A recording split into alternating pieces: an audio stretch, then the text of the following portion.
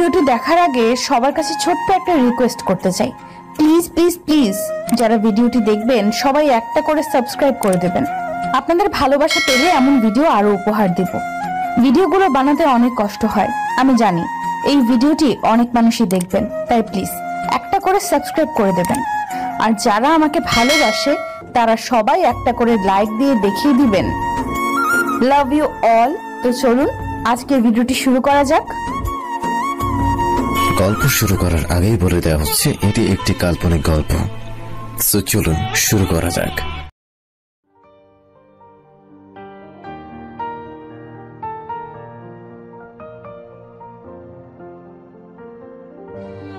আমি মিম, সবেমাত্র কলেজে ভর্তি হয়েছে আলহামদুলিল্লাহ। কিন্তু আমি চেয়েছিলাম ইসলামিক কোনো কলেজে ভর্তি হব, কিন্তু মায়ের ইচ্ছে আমায় ইঞ্জিনিয়ার বানাবে ইনশাল্লাহ। আমি একটা মার্জিত পরিবারের মেয়ে, সেই সুবাদে ছোট থেকেই পর্দা মেনটেন করা হয় আলহামদুলিল্লাহ। আজও কলেজে কালো বোরকা ও নিকাবে নিজেকে আবৃত করে এসেছি। আজকে আমার কলেজের প্রথম দিন। এখন ওরিয়েন্টেশন ক্লাসে বসে আছি। এখানে ছেলে মেয়ে আছে অনেক, কিন্তু আমার কেন জানি খুব খারাপ লাগছে ওদের দেখে, কারণ সবাই প্রায় আধুনিক জামা কাপড় পরা। সামনের দিকটায় স্যাররা কথা বলছে, কেউ আবার ছবি তোলা নিয়ে ব্যস্ত, আর আমি একদম সামনেই বসা। নিজেকে সেফ রাখতে খুব কষ্ট হচ্ছে এখন, কারণ চারদিকে ক্যামেরাবন্দি করা হচ্ছে সবাইকে। আস্তাগফিরুল্লাহ। এই কথা বলতে বলেন আমার কলেজের নাম বলতেই ভুলে গেছি। যাক, এখন বলছি, বরিশাল সরকারি পলিটেকনিক ইনস্টিটিউট। হঠাৎ একজন বলে উঠল, আন্টি আপনি কার সাথে এসেছেন? আমি পেছনে ঘুরে একটু মুচকি হাসি দিয়ে বললাম, আসসালামু আলাইকুম রহমতুল্লাহ, আমার নাম আয়েশা সিদ্দিকা মিম। আপনার নাম কি? কয়েকজন বলে উঠল ওয়ালাইকুম আসসালাম, আর ওই মেয়েটি বলল আমার নাম তাহা। ও, আমিও আপনাদের সহপাঠী, আমাকে মিম বলেই ডাকতে পারেন। আচ্ছা, আপনাদের অনুমতি থাকলে একটা কথা বলবো। যখন বললাম আমি তাদের সহপাঠী, তাদের চেহারাগুলো দেখার মতো হয়েছিল। কয়েকজন তো মুখ ভেঙচে দিল, আমি দেখেও না দেখার ভান করে নিকাবের মধ্যে মুচকি হাসি দিচ্ছিলাম। ও, তাহলে তো তুমি করেই বলতে পারি। আচ্ছা বলো, কি বলবে? সালামের জবাব একটু বড় করে দেওয়া সুন্নত, তাই কিছু মনে না করে সবাইকে সালামের উত্তর একটু বড় করে দেবে আশা করি। আচ্ছা ঠিক আছে। তাহা ঠিক আছে নয়, বলো ইনশাআল্লাহ। ইনশাআল্লাহ অর্থ আল্লাহ চাইলে, আর বাংলায় ঠিক আছে বলাতে কোনো লাভ নেই, কিন্তু আরবিতে ইনশাআল্লাহ বললে আল্লাহর উপর আস্থা রাখা বোঝায়। এতে আল্লাহ খুশি হয় এবং তোমারও সওয়াব হবে। আবার আরবি একটা হরফ উচ্চারণ করলে 10 নেকি। সুবহানাল্লাহ। এখানে তো তুমি অনেকগুলো হরফ উচ্চারণ করবে, ভাবো তুমি কতগুলো নেকি লাভ করবে। সুবহানাল্লাহ, ইনশাআল্লাহ। আমি এত কিছু জানতাম না মিম, থ্যাংক ইউ আমায় এত সুন্দর করে বোঝানোর জন্য। তাহা এভাবে বলার কিছু নেই, সবাই সব কিছু জানবে এমন তো নয়। আর একটা কথা, থ্যাংক ইউ না বলে তুমি জাজাকাল্লাহ খায়রান বলতে পারো। আচ্ছা মিম, জাজাকিল্লাহ খায়রান মানে কি, আর এটা কেন বলবো? জাজাকিল্লাহ খায়রান মানে হলো আল্লাহ আপনাকে উত্তম প্রতিদান দান করুক। থ্যাংক ইউ এর পরিবর্তে আরবিতে এইভাবে বলে। মেয়েদেরকে জাজাকাল্লাহ খায়রান বলে আর ছেলেদের জাজাকাল্লাহ খায়রান বলে, একসাথে অনেকগুলো জাজাকুমুল্লাহ খায়রান বলে। থ্যাংক ইউ এর উত্তর যেমন ওয়েলকাম বলে, তেমনি এর উত্তরে মেয়েদেরও ইয়াক্কি ও ছেলেদের ইয়াক্কা বলে। বুঝতে পারছি এবার? বুঝলাম, জাজাকিল্লাহ খায়রান। ওয়াইয়াক্কি। আচ্ছা মিম, আমি যে তোমায় আন্টি বলতাম, তুমি কি রাগ করছো? আরে না, আমি এসব শুনতে অভ্যস্ত। এরপর অনেক কথা বললাম, সবার সাথে পরিচিত হলাম। স্যার ম্যামদের সাথেও একটু একটু কথা হয়েছে, তবে কোনো ছেলেদের সাথে কথা বলিনি। এক পর্যায়ে ওরিয়েন্টেশন শেষ, বাসায় চলে আসলাম। আসসালামু আলাইকুম ওয়া রাহমাতুল্লাহ। ওয়ালাইকুম আসসালাম ওয়া রাহমাতুল্লাহি ওয়া বারাকাতুহু। কেমন লাগলো নতুন কলেজ মা? আলহামদুলিল্লাহ ভালোই। নামাজের সময় হয়েছে, আমি গোসল করে নামাজ পড়ে আসি। আচ্ছাই, আমি খাবার রেডি করি, একসাথে খাবো সবাই ইনশাআল্লাহ। আসলে এই ফাঁকে মিমের পরিবার সম্পর্কে জানি। মিমের বাবা নেই, ওর মা আর ওরা 3 ভাই বোনই বাসায় থাকে। 2 ভাই আর মিম। বড় ভাই আলিফ ইসলাম, তারপরে আয়েশা সিদ্দিকা মিম, তারপরে ছোট ভাই হামজা ইসলাম। কেউই এখন পর্যন্ত বিয়ে করেনি।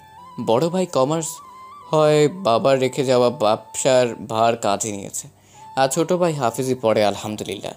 ওদের পরিবারে অনেক মিলমি, সবাই বন্ধুর মতো। আলিফ হামজা খেতে আয় তোরা। ও মিম আসছিস, ওদের ডেকে আনতো মা। আচ্ছা যাচ্ছি। ভাইয়া আসবো? হ্যাঁ আয়। কলেজে কেমন লাগলো বুড়ি? মিমকে আমি ভালোবেসে বুড়ি বলি ডাকে। আলহামদুলিল্লাহ ভালোই, তবে মানিয়ে নিতে একটু কষ্ট হবে। ইনশাল্লাহ সেটাও পারবো। আলহামদুলিল্লাহ ভালোই হলো। ভাইয়া, মা খেতে রাখছে, চলো। আচ্ছা আসি, তুই হামজাকে নিয়ে নিচে যা। আচ্ছা তাড়াতাড়ি আসো। বলেই মিম চলে আসলো তার আদরের ছোট ভাই হামজার কাছে। ও আরেকটা কথা, ওদের বাসা পুলিশ লাইন, দোতলা একটা বাসা সাদা রঙের, কিন্তু ছোট্ট, তার পরেও খুবই সুন্দর। মিমের মা ফাতেমা ইয়াসমিন খুবই শৌখিন মানুষ, তাই বাসায় যেন কোনো কিছুর কমতি রাখেননি উনি। বাসার ছাদে ছোটোখাটো একটা বাগান করেছেন, বাড়ির সামনে একটা প্লট কিনে সেখানে একটা এতিমখানা তৈরি করেছেন নিজ উদ্যোগে। রাসূল সাল্লাল্লাহু আলাইহি ওয়াসাল্লাম বলেছেন, তোমরা এতিমদেরকে তাড়িয়ে দিও না, তাদের ভালোবাসো, কারণ আমিও এতিম ছিলাম। তারই একপাশে রয়েছে নানা রকম ফল গাছের বাগান। বাগানটা সম্পূর্ণরূপে এতিমখানার নামে করে দিয়েছেন ফাতেমা ইয়াসমিন। তিনি ব্যবসার ভার ছেলে আলিফকে দিয়ে এখন এতিমখানায় বেশি সময় দিচ্ছে। মিমও বাচ্চাদের পড়ায় দিনের একটা নির্দিষ্ট সময়, তবে মন খারাপ থাকলেও বাচ্চাদের সাথে আড্ডা দেয়। হামজা, এই হামজা, চল, মা খেতে ডাকছে।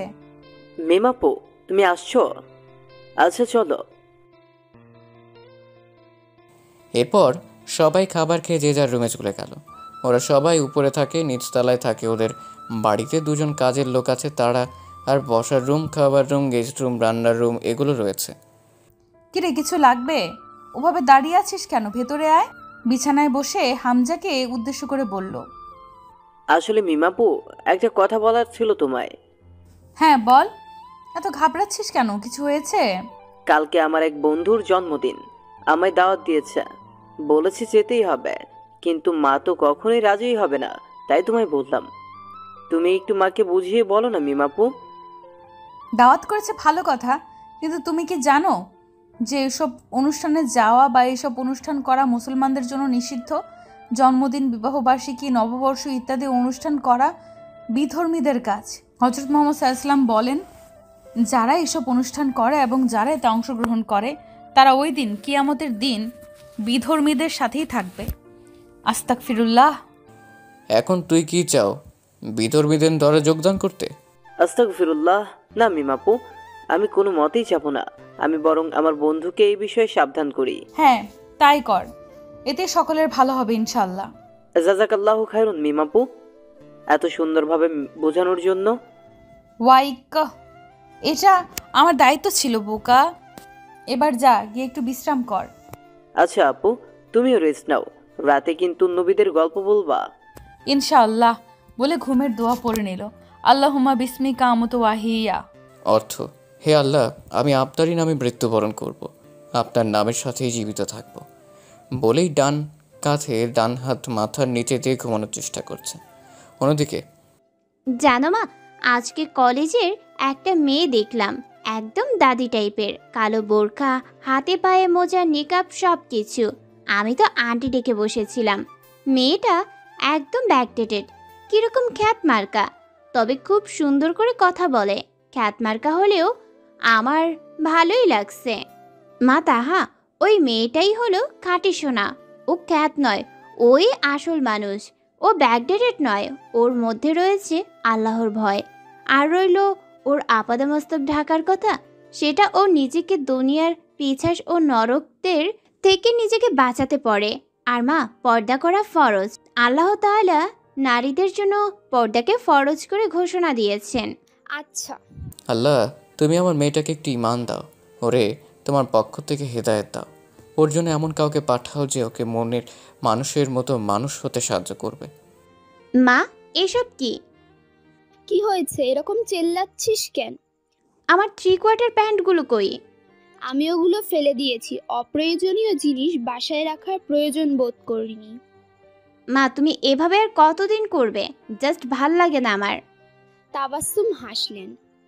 আর মনে মনে বললেন, যতদিন তুই ভালো না হবি, যতদিনে তোকে আমি আমার মনের মতো না দেখব, ইনশাআল্লাহ ততদিন। উফ মা, যাও এখান থেকে। এভাবেই কেটে গেল দিনটা। পরের দিন সকালে, আসসালামু আলাইকুম মা, কখন এলে? আর ওখানে দাঁড়িয়ে আছো কেন? আমায় ডাক দিতা, কিছু বলবা মা? ওয়ালাইকুম আসসালাম ওয়া রাহমাতুল্লাহ। এত উত্তেজিত হচ্ছিস কেন? আমি এমনি আসছি, আর তোর কোরআন তেলাওয়াত শুনতেছিলাম এখানে দাঁড়িয়ে, তাই ডাকিনি। মাশাল্লাহ মা, আল্লাহ তোর এলমে তারাক্কি দান করুক, আমিন। সুম্মা আমিন। আচ্ছা মা, আজকে আমার 8টায় ক্লাস শুরু হবে। আমি এক্ষুনি একটু আনন্দালয়ে যেতে চাই, তোমার অনুমতি থাকলে। ওদের এতিমখানার নাম আনন্দালয়। আচ্ছা মা, যা, এতে আমার আপত্তি থাকবে কেন? শুধু একটু তাড়াতাড়ি ফিরে আসিস। আচ্ছা মা, উহিব্বুকুম ফিল্লাহ। সাবধানে যাস। ফিয়ামানিল্লাহ। আল্লাহ হাফেজ। আসসালামু আলাইকুম রহমতুল্লাহ। আসসালামু আলাইকুম ওয়া রাহমাতুল্লাহি ওয়া বারাকাতুহু। আসসালামু আলাইকুম মিম আপু। ওয়ালাইকুম আসসালাম ওয়া রাহমাতুল্লাহ। কেমন আছো সবাই? আলহামদুলিল্লাহ ভালো, তুমি? আলহামদুলিল্লাহ আল্লাহ কুল্লি হাল। বাচ্চাদের বয়স প্রায় 7, 8, 9, 10 বছরের। সবাই ছোটরাও আছে, তবে এই রুমে নেই এখন। ওদের মধ্যে থেকে একটা বাচ্চা বলে উঠল, মিম আপু, আলহামদুলিল্লাহর পর আলা কুল্লি হার কেন বললে? খুব ভালো প্রশ্ন করেছো আপু। শোনো তাহলে, আলহামদুলিল্লাহ বলি আমরা কৃতজ্ঞতা প্রকাশে, আর আলা কুল্লি হাল অর্থ হচ্ছে যে হাল অবস্থায় আছি, অর্থাৎ যে অবস্থায় আছি তার জন্য কৃতজ্ঞতা প্রকাশ করছি। বুঝতে পেরেছো এবার? আলহামদুলিল্লাহ। আজকে আমরা 5 ওয়াক্ত নামাজের উপকারিতা সম্পর্কে জানবো ইনশাল্লাহ। তোমরা প্রস্তুত তো? জি ইনশাল্লাহ। আচ্ছা, খুব মনোযোগ সহকারে শোনো তাহলে। ছোট বোনেরা, কোরআন ও হাদিসের কিছু কথা বলছি শোনো। সমস্ত পৃথিবীর জন্য মোহাম্মদ সাল্লাল্লাহু আলাইহি সাল্লামকে আল্লাহ রাব্বুল আলামিন রহমত হিসেবে পাঠিয়েছেন। আল্লাহ মানুষকে সৃষ্টি করে সঠিক পথের সন্ধান দিয়েছেন। সবর ও নামাজের দ্বারা আল্লাহর সাহায্য প্রার্থনা করব আমরা। আল্লাহ তার বান্দার উপর নামাজ ফরজ করেছে, আবার কিয়ামতের দিন সর্বপ্রথম নামাজের হিসেব নেবে। 2, যে ব্যক্তি ওয়াক্ত ও সময়ের প্রতি লক্ষ্য রেখে একাগ্র চিত্তে নামাজ পড়ে সেই মুমিন। সুবহানাল্লাহ। 3, সঠিক ওয়াক্তে নামাজ পড়া আল্লাহর নিকট সর্বাধিক প্রিয়। 4, মানুষ নামাজে দাঁড়ালে তার জন্য বেহেশতের দরজা খুলে যায়।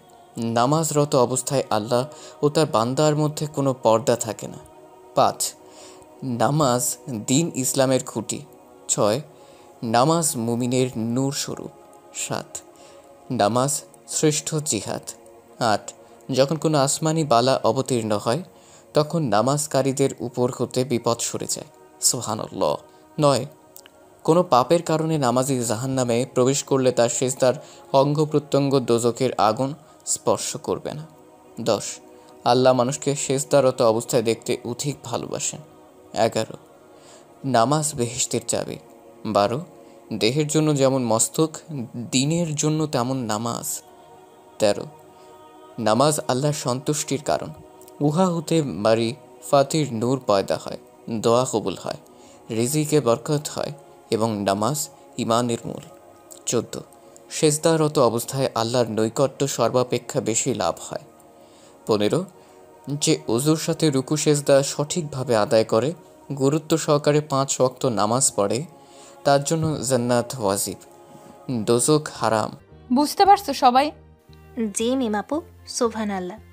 তাহলে আজ থেকে কারণ নামাজের প্রতি অনীহা আসবে না মিম আপু, ইনশাল্লাহ। আচ্ছা, তাহলে এখন আমি উঠি, আবার পরে আসবো ইনশাল্লাহ। আমার আবার কলেজে যেতে হবে। আসসালামু আলাইকুম মিম আপু। ওয়ালাইকুম আসসালাম ওয়া রাহমাতুল্লাহ। বাসায় গিয়ে সকালের নাস্তা সেরে মাকে বিদায় জানিয়ে মিম বেরিয়ে পড়ল কলেজের উদ্দেশ্যে। বাসা থেকে কলেজ বেশি দূরে না, ওর আবার হাঁটতে খুব ভালো লাগে, তাই বেশি সময় হেঁটেই যায়। আজকেও হেঁটে যাচ্ছে। হঠাৎ দেখলো একজন মহিলা রাস্তায় অসুস্থ হয়ে পড়ছে। ও তৎক্ষণাৎ ওখানে গেল। তারপর, আন্টি, এই যে আন্টি শুনছেন না, ওনাকে হসপিটালে নিতে হবে। এই যে রিক্সা, অ্যাপোলোর সামনে যাবেন? জি আফা, চলেন। কোনো মতে সামলে তাকে হসপিটালে নিয়ে গেল। ডাক্তার ওর চেনা আছে একজন, দ্রুত তাকে নিয়ে এই ডাক্তারের কাছে পৌঁছলো। তারপর তাকে প্রাথমিকভাবে চিকিৎসা করা হলো। মিম, মা, তোমার এনে কি হয়? আঙ্কেল, উনি আমার পরিচিত কেউ নন। তারপর তাকে সব খুলে বলল রাস্তার ঘটনা। ওকে মাই ডিয়ার, বুঝতে পারলাম। এবার তো ওনাকে ভর্তি করাতে হবে, ওনার শরীরের অবস্থা বেশি ভালো না। কোনো সমস্যা নেই আঙ্কেল, আপনি ভর্তির ব্যবস্থা করুন, বাকিটা আল্লাহ ভরসা। আচ্ছা, তুমি ফর্মালিটিগুলো সেরে নাও, আমি ওনাকে কেবিনে পাঠানোর ব্যবস্থা করছি। জি। মিম এবার কী করবে ভেবে পাচ্ছে না, তাও মনোবল হারাচ্ছে না। আল্লাহর উপর ভরসা আছে ওর, শুধু বারবার মনে করছে আল্লাহ যা করেন নিশ্চয়ই ভালোর জন্য করেন। এইসব ভাবতে ভাবতে ওর মাকে কল দিল। আসসালামু আলাইকুম। ওয়ালাইকুম আসসালাম রাহমাতুল্লাহ। কিরে মা, এই সময় কল দিলি, কিছু হয়েছে? না তেমন কিছু না। তারপরে মাকে সব বলল। মা তুমি কি এখানে আসতে পারো এখন একটু? হ্যাঁ মা, আমি ইনশাল্লাহ এক্ষুনি বের হব, তুই একটু সময় বস। ফি আমানিল্লাহ। এরপর মিম সব কিছু ঠিকঠাক করে ওনার পাশে বসে আছে আর ভাবছে ওনার পরিবারের মানুষজন নিশ্চয়ই চিন্তা করছে কি করা যায়, আর ওনারও তো জ্ঞান ফিরছে না। এর মধ্যে মিম অজু করে 2 রাকাত নফল নামাজও পড়ে নিয়েছে, এখন শুধু পড়ছে। অসুস্থ ব্যক্তিকে দেখতে গেলে এই দোয়া পড়বে, লা বাআসাতুহু ইনশাআল্লাহ আস আলুল হাল আজিম রব্বাল আশরিল আজিম আই আশফিকা। বিচলিত হওয়ার কোনো কারণ নেই, আপনি সুস্থ হয়ে যাবেন ইনশাল্লাহ। এই রোগ বাহ্যিক ও অভ্যন্তরীণ অপবিত্রতা হতে পবিত্রতা সাধনকারী, এগুলো বলে এই দোয়া 7 বার পড়বে। অর্থ, আমি আরশে আজিমের মালিক মহান আল্লাহর কাছে আপনার অসুস্থতার জন্য দোয়া করছি। মিমের মা কল দিল। হঠাৎই মিমের মনোযোগ ভ্রষ্ট হলো। ফোনের দিকে তাকিয়ে দেখলো ওর মা। আসসালামু আলাইকুম মা, কই তুমি আসছো? ওয়ালাইকুম আসসালাম ওরহমতুল্লাহ। হ্যাঁ, আমি দুতলায় আছি, ডাক্তারের সাথে কথা বললাম, তা তুই একটু নিচে আয়। আচ্ছা। বলেই রুমের চাবি নিয়ে ওই আন্টির দিকে একবার তাকিয়ে রুম থেকে বের হলো। মিম আসছোস, আয় এদিকে। হ্যাঁ মা বলো। আচ্ছা, এখন তো মাত্র 9:45 বাজে, তুই কি কলেজে যাবি? মা প্রথম পিরিয়ড শেষ হবে 10:15-তে। কলেজ তো যেতেই পারি, কিন্তু কিন্তু করতে হবে না, চল তোর আন্টির কাছে, আমিই থাকবো, তার কাছে কোনো সমস্যা হবে না, আর ভর্তির অ্যাডভান্স টাকা আমি দিয়ে দিয়েছি। কথা বলতে বলতে ওরা কেবিনে চলে গেল। আচ্ছা মা, তাহলে আমি কলেজে যাই, তুমি ওনার খেয়াল রেখো। আচ্ছা, কিন্তু উনি জ্ঞান ফিরলে তো কিছু খেতে পারবে, আমি তো কোনো খাবার আনিনি, তুই একটু নিচ থেকে কিছু কিনে নিয়ে যাস মা, এই নে টাকা। আচ্ছা তুমি বসো, আমি আসছি। ফিয়ামানিল্লাহ। এরপর মিম কিছু খাবার পানীয় প্রয়োজনীয় ওষুধ কিনে এনে দিল। এরপরে মায়ের থেকে বিদায় নিয়ে কলেজের উদ্দেশ্যে রওনা দিল। মাকে বলে গেল সাবধানে থাকতে আর ওনার জ্ঞান ফিরলে তার পরিবারের লোকদের সাথে যোগাযোগ করতে। এরপর চলে এলো কলেজ একটা রিক্সা নিয়ে। রিক্সায় বসে রুটিন থেকে রুম নম্বর দেখে নিল, কিন্তু এটা কোথায় বুঝতে পারল না, আর হাতেও সময় নেই। তাই সিদ্ধান্ত নেমেই কাউকে জিজ্ঞেস করবে। ভাবতে ভাবতে কলেজ চলে এলো। রিক্সাওয়ালাকে ভাড়া চুকিয়ে এদিকে ওদিকে চোখ বুলিয়ে নিল। তারপর একটা মেয়েকে সালাম দিয়ে জিজ্ঞেস করলো, EMT 2 কত নম্বর রুম? এরপর মেয়েটি বলে দিল কম্পিউটার ভবনের 3 তলায়। শুনে মেয়েটিকে জাযাকাল্লাহু খাইরান বলেই ক্লাসে চলে এলো। আসসালামু আলাইকুম, মে আই কামিং স্যার? ওয়ালাইকুম আসসালাম, ইয়াস কাম। দেরি করে আসার কারণ কি মিম? মিমের এক চাচু এই কলেজের টিচার, সেই সুবাদে মিমকে প্রায় অনেক টিচার্সই চেনেন। আফওয়ান স্যার, একটু সমস্যার কারণে দেরি হয়েছে। ইটস ওকে, যাও গিয়ে জায়গায় বসো। মিমকে দেখে প্রায় পুরো ক্লাসে অবাক, সেদিকে মিমের কোনো খেয়াল নেই। ও দেখলো সামনে বসলে ছেলেদের সাথে বসতে হবে, তাই মেয়েদের দেখে একদম পিছনে গিয়ে বসলো। এতে সবাই আরও অবাক, কারণ সামনে অনেক সিট খালি থাকতে পেছনে গেল কেন? এর মধ্যে স্যার বলে উঠল, হ্যাঁ তো কোথায় ছিলাম আমরা? ও, পরিচয় পর্বে। তো ডান দিক থেকে শুরু করো, নাম, ঠিকানা, SSC পয়েন্ট ও গ্রুপের নাম। তারপর একজন একজন করে বলতে শুরু করলো। বাসা পটুয়াখালী, হোস্টেলে উঠেছি, পয়েন্ট 445 সায়েন্স গ্রুপ। বাসা কাশিমপুর, পয়েন্ট 4.28 মানবিক। বাসা সাগরদি, পয়েন্ট 4.66 সায়েন্স গ্রুপ। বাসা পটুয়াখালী, পয়েন্ট 4.78 মানবিক। বাসা বাউফল, পয়েন্ট 4.75 সায়েন্স গ্রুপ। এভাবে সবাই বলতে বলতে এবার মিমের পালা। সবাই ওর দিকে আগ্রহ নিয়ে তাকিয়ে আছে, সেদিকে ভ্রুক্ষেপ না করে বলল, আসসালামু আলাইকুম রহমতুল্লাহ, আমি আয়েশা সিদ্দিকা মিম, ডাকনাম মিম। আমার বাসা আলেককান্দা পুলিশ লাইন। আমি সায়েন্স গ্রুপে ছিলাম, আলহামদুলিল্লাহ, পয়েন্টস GPA 5। ওয়ালাইকুম আসসালাম, গ্রেট। তোমার মতো স্টুডেন্ট খুবই বিরল এই ডিপার্টমেন্টে। জি শুক্রিয়া। তারপর স্যার পড়াশোনায় মনোযোগ দিলেন। অন্যদিকে ফাতেমা ইয়াসমিন তো অবাক, কারণ অসুস্থ মানুষটি তার ছোটোবেলার খেলার সাথে খাদিজা ইয়াসমিন। তিনি তার সুস্থতার জন্য দোয়া করতেছে আল্লাহর দরবারে। এরই মধ্যে খাদিজা ইয়াসমিনের জ্ঞান ফিরল। আসসালামু আলাইকুম, এখন কেমন লাগছে বোন? খাদিজা ইয়া। ওয়ালাইকুম আসসালাম ওয়া রাহমাতুল্লাহ। আলহামদুলিল্লাহ। আমি এখানে কিভাবে? কে আনলো আমায়? আপনি কি? নিকাবটা খুলে বললেন, আমি ফাতেমা ইয়াসমিন, তোর ছোটবেলার বান্ধবী। আর তোকে এখানে এনেছে আমার মেয়ে। ফাতেমা বোন তুই? হ্যাঁ রে, আমি। আমার কল্পনারও অতীত যে তোর সাথে এভাবে দেখা হবে। আলহামদুলিল্লাহ সুম্মা আলহামদুলিল্লাহ। আলহামদুলিল্লাহ। তো তুই কেমন আছিস বোন? আলহামদুলিল্লাহ, আল্লাহ আমার ভালোই রাখছেন। তো বল, তোর এই অবস্থা কিভাবে হলো? খাদিজা ইয়াসমিনের জ্ঞান ফেরার পরেই তার থেকে তার ছেলের নম্বর নিয়ে ফোন করে জানিয়েছে ফাতেমা ইয়াসমিন তার মায়ের হাসপাতালে থাকার কথা। আর বলিস না, ডায়াবেটিসের রুগী। আমি হাঁটতে আসছিলাম, হঠাৎ করেই মাথা ঘুরে পড়ে যাই। কয়দিন ধরে শরীরটা খুব খারাপ। ও, তা এতদিন কোথায় ছিলি? কোনো খোঁজ নাই? এতদিন ঢাকায় ছিলাম, ছেলের পড়ার জন্য দেশে আসলাম। তোর দুলাভাইও দেশে আসতে চায়, তাই চলেই আসলাম। তা ভালোই করেছিস। তো ছেলে কোথায় পড়াশোনা করে? এই তো বরিশালে রকারি পলিটেকনিক ইনস্টিটিউটে। তো তোর কথা বল, তুই কোথায় থাকো? ছেলে মেয়ে কয়জন? ও, ওখানে তো আমার মেয়েও পড়ে। আমি পুলিশ লাইনেই থাকি। 2 ছেলে 1 মেয়ে। আলহামদুলিল্লাহ আমার। তাদের কথার মধ্যে খাদিজা ইয়াসমিনের ছেলে তাকে কল দিল। তার থেকে জানতে চাইল কোন কেবিনে আছে তিনি। ফাতেমা ইয়াসমিনের থেকে জেনে ছেলেকে বলল। তারপর তার ছেলে কেবিনে এলো। ও খাদিজা ইয়াসমিনের ছেলের নাম তামিম। আসসালামু আলাইকুম, ভেতরে আসতে পারি? ওয়ালাইকুম আসসালাম। ওয়াও রাহমাতুল্লাহ। একটু দাঁড়া বাবা। বাবা তামিম, আসো এখন ভেতরে। কি অবস্থা মা এখন তোমার? এই তো আলহামদুলিল্লাহ, এখন ভালোই আছি। আলা কুল্লি হাল। আলহামদুলিল্লাহ। আচ্ছা মা, আমি একটু ডাক্তারের সাথে কথা বলে আসি। ঠিক আছে, যাও বাবা। এই ওষুধগুলো আনতে বলছে, তুমি একটু নিয়ে এসো বাবা। জি আন্টি, অবশ্যই। আপনি মায়ের কাছে থাকুন। অন্যদিকে মিমের চলতি ক্লাস শেষ হওয়ার পরেই তাহা ওর কাছে এলো কথা বলতে। কারণ কাল থেকে তাহা মিমের কথা অনেক ভাবিয়েছে ওকে, তাই আজ অনেক কিছু জানতে চায় তাহা। তাই আসসালামু আলাইকুম মিম, তোমার সাথে আমার কিছু কথা ছিল। ওয়ালাইকুম সালাম ওয়া রাহমাতুল্লাহ। হ্যাঁ, অবশ্যই শুনবো, বলো বোন। এখানে নয়, চলো বাইরে গিয়ে বসি একটু প্লিজ। আচ্ছা চলো তাহলে। শোনো, তোমার থেকে আমার কিছু জানার আছে। যদি রাগ না করো তাহলে বলবো আমি। রাগ করবো কেন? তোমার যা ইচ্ছা জানতে চাইতে পারো, ইনশাল্লাহ আমি উত্তর দেওয়ার চেষ্টা করব। তুমি খুব ভালো মিম, আমরা কি ফ্রেন্ড হতে পারি? কি যে বলো না, আমরা তো এমনিতেই ফ্রেন্ড।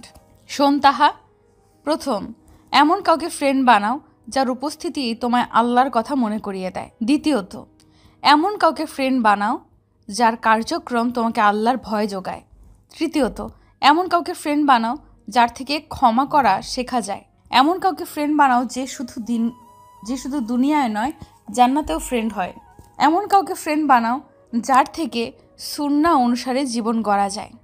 যার মধ্যে এইসব গুণ থাকবে সেই একমাত্র কারোর বন্ধু হবার যোগ্য। এবার বিবেচনা করে দেখো বোন। একটা দীর্ঘশ্বাস ছেড়ে অবলার মতো মিমের দিকে তাকিয়ে রইল। আচ্ছা তাহলে আজ উঠি, আমার অনেক কাজ রয়েছে আজ বোন। ওদের কথা শেষ হতে না হতে একজন বলল, ওই তাহা ভূতের সাথে কাজ কি তোর, এদিকে আয় আড্ডা দিই। ওর নাম রহমান। আর একজন বলল, খালাম্মার সাথে তোর মতো স্মার্ট মেয়েকে মানায় না। আরে ভাই, কে এই পর্দাবতী যে কাউকে পাত্তাই দেয় না? যত সব খ্যাত যে আসে কলেজে, এখানে না আসে গোয়াল ঘরে এদের ভালো মানাবে বলেই সবাই হে হে করে হেসে দিল। এটা ছিল তাসফিক। হঠাৎই তাহা তাসফিকের গালে দিল থাপ্পড় বসিয়ে। হোয়াট? একটা কথাও বলবি না মিমের ব্যাপারে। আর আমি কি করব না করব তোর থেকে শিখবো নাকি যত সব ফাউল। তাহা হচ্ছে কি সব বলেই ওকে টেনে নিয়ে এলো ওদের থেকে। তারপর ওই ছেলেদের কাছে সালান দিয়ে ক্ষমা চেয়ে নিয়েছে, কিন্তু বাড়তি কথা বলেনি। ছেলেগুলো রীতিমতো অবাক হয়ে ওর যাওয়ার পথেই তাকিয়ে আছে। কি সমস্যা তোমার? নিজে তো কিছুই বলছই না, আর আমাকেও বাধা দিচ্ছ কেন? ক্ষমা মহত্বের লক্ষণ। আল্লাহ ক্ষমাকারীকে ভালোবাসেন। আর ওনারা ছেলে মানুষ, ওনাদের সাথে কথা বলা মানে ফিতনা সৃষ্টি করা। কি দরকার এইসব করে শুধু শুধু পাপ কামানোর? আচ্ছা মিম, তুমি এত ভালো কেন? কি সুন্দর করে কথা বলো, অথচ সবাই তোমাকে কত খারাপ খারাপ কথা বলে আর তুমি কাউকে কিছুই বলো না। আমি ভালো হওয়ার চেষ্টা করি শুধু। কাউকে ভালো করার মালিক তো একমাত্র আল্লাহ। আচ্ছা, যা বলতে তোমায় এখানে আনলাম শোনো। আমার আম্মু আমায় অনেক বোঝায় পর্দা সম্পর্কে, তারপর অনেক অনেক কথা বলে, কিন্তু আমিও চাই ভালো হয়ে যেতে, কিন্তু পারি না। তুমি কি আমায় কোনো উপদেশ দিতে পারো? আমি খুবই চিন্তিত আছি বোন, প্লিজ আমাকে বাঁচাও। আমি কাল রাতে অনেক খারাপ স্বপ্নে দেখেছি, প্লিজ হেল্প মি মিম। কথা বলতে বলতে তাহা কান্নায় ভেঙে পড়ে, কারণ কাল রাতেও জাহান্নামের কিছু আলামত স্বপ্নে দেখেছে। আলহামদুলিল্লাহ, আল্লাহ তোমার ভেতরে তার ভালোবাসার ভিত জাগিয়ে দিয়েছে। দেখো তাহা, আমি তোমায় কিছু কথা বলি, মন দিয়ে শোনো আর কান্না বন্ধ করো। এভাবে কেঁদে লাভ নেই। সিজদায় বসে কেঁদে আল্লাহ তার বান্দার চোখের পানি অনেক পছন্দ করেন। হ্যাঁ বলো। ভালো হতে চাচ্ছ কিন্তু পারছো না, তাহলে এই নিয়মগুলো দেখতে পারো। 1. প্রথমে নামাজ পড়ার অভ্যেসটা করতে হবে। ঠিক টাইম মতো নামাজ পড়তে পারলে সবচেয়ে ভালো হয়। ফজরের নামাজের জন্য নামাজের সময়সূচি দেখে অ্যালার্ম দিতে পারো। সেক্ষেত্রে নামাজের সময়সূচি নামে একটা অ্যাপস নামাতে পারো, তাতে অনেক দোয়া ও সূরা থেকে নিজে শিখে নিতে পারবে। নয়তো সূরার জন্য কোরআন শরীফের অ্যাপস নামাতে পারো। সেক্ষেত্রে যাতে বাংলা অর্থ দেওয়া আছে সেগুলো দেখে নামালে ভালো হবে। অর্থ শেখা হবে, এতে মনের অনেক পরিবর্তন হয়। যেহেতু মেয়েদের একটানা 41 দিন পড়া যায় না, তাই একটানা 3 মাস পড়বে কোনো গাফিলতি না করে, তাহলে দেখবে আর নামাজ ছাড়তে ইচ্ছে হবে না। পবিত্রতা অর্জনের দিক কড়া নজর রাখতে হবে, যাতে নামাজ বিফলে না যায়। নামাজ পড়ে আল্লাহর কাছে বেশি বেশি হিদায়াত চাইতে হবে, ভালো কাজ করার তৌফিক চাইতে হবে। 2. ফোনের যত গান, নাটক, সিনেমা ডিলিট করে দিবে, তার পরিবর্তে গজল, ওয়াজ শুনবে। ইসলামিক ভিডিও দেখতে পারো। গান যেমন শুনতে তেমন গজল শুনবে, এতে করে আল্লাহর দিকে মন আসবে, পরকালের কথা মনে পড়বে। 3. সব ছেলেদের সাথে কথা বলা বন্ধ করতে হবে। জরুরি প্রয়োজন ছাড়া আত্মীয়দের মধ্যে পুরুষদের সাথেও কথা বলবে না। এই জন্য সবচেয়ে ভালো হয় নতুন করে আইডি খোলা। সেখানে শুধু দিনই বোনদের অ্যাড করবে, যাতে আইডিতে ফালতু পোস্ট না আসে। যেহেতু দিনের পথে নতুন, তাই অন্যদের অ্যাড না দেওয়াই ভালো। দিনই গ্রুপগুলোতে জয়েন দিবে। ফেসবুকে এসে তুমি বোরিং ফিল করতে পারো, কারণ তখন দেখবে কেউ তেমন কথা বলতে চাইবে না ফেক আইডি ভেবে। আর এই জন্য দিনই বোনদের পোস্টে গ্রুপের পোস্ট পড়তে পারো, লাইক কমেন্ট করতে পারো, আর নিজেও পোস্ট করবে, তখন আর খারাপ লাগবে না। কয়েক মাস ছেলেদের সাথে কথা না বললে আর কথা বলতে ইচ্ছে করবে না। 4. শুরুতেই যদি একদম খাস পর্দা না করতে পারো, তবে বেশি ঘরের মধ্যে থাকার চেষ্টা করবে।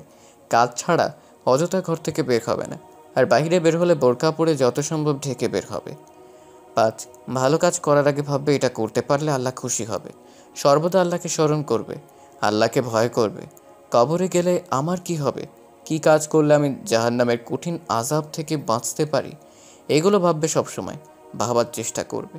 যদি সম্ভব হয় মাঝে মাঝে কবরের কাছে গিয়ে ভাবতে পারো, যদি আমি অন্ধকার কবরে থাকি কি হবে আমার। 6. রাতে ঘুমানোর সময় দোয়া পড়ে ঘুমাবে, যেমন ঘুমের দোয়া, আয়াতুল কুরসি, বাকারার শেষ 2 আয়াত, সূরা ইখলাস, ফালাক, কাফিরুন, এগুলো খুবই ফজিলতপূর্ণ। শুইলেই অনেকের ঘুম আসে না, এর জন্য বিভিন্ন সূরা পড়তে পারো, যেগুলো মুখস্থ আছে বা অ্যাপস থেকে দেখে আর জিকির করবে চোখ বন্ধ করে, ইনশাআল্লাহ ঘুম আসবে। 7. বেশি বেশি ইস্তেগফার করবে, সব কিছুতে আল্লাহর উপর ভরসা করবে, বিপদে ধৈর্য ধরার চেষ্টা করবে। আল্লাহ যা করেন ভালোর জন্য করেন, এটা সর্বদা মনে রাখবে। মনের যত কথা, দোয়া সব আল্লাহকে বলবে, যাওয়া চাওয়ার তার কাছে চাইবে। আল্লাহর পথে ফিরে এসো, দেখবে সব কিছুতে সুখ খুঁজে পাবে। এটা ভাববে আমি ভালো কাজ করলে তার প্রতিদান পাবো ইনশাআল্লাহ, হয়তো দুনিয়ায় নয়তো আখিরাতে। মিমের কথা শেষ হতেই তাহা বলল, আচ্ছা মিম, থ্যাংক ইউ, বাট পবিত্রতা অর্জনের বিষয়টা বুঝলাম না ঠিক। পবিত্রতা অর্জন বলতে পাক পবিত্র থাকাকে বোঝায়। এবার বিস্তারিত বলছি শোনো। পবিত্রতা ইমানের অঙ্গ। আমাদের সবারই প্রতি মাসে হায়েজ বা পিরিয়ড হয়, এর মধ্যে আমাদের ফরজ গোসল করা উচিত। এরপরে ফরজ গোসল ঠিকমতো না হলে আমাদের সকল ইবাদতই বৃথা যাবে। এখন বলছি ফরজ গোসল সম্পর্কে শোনো।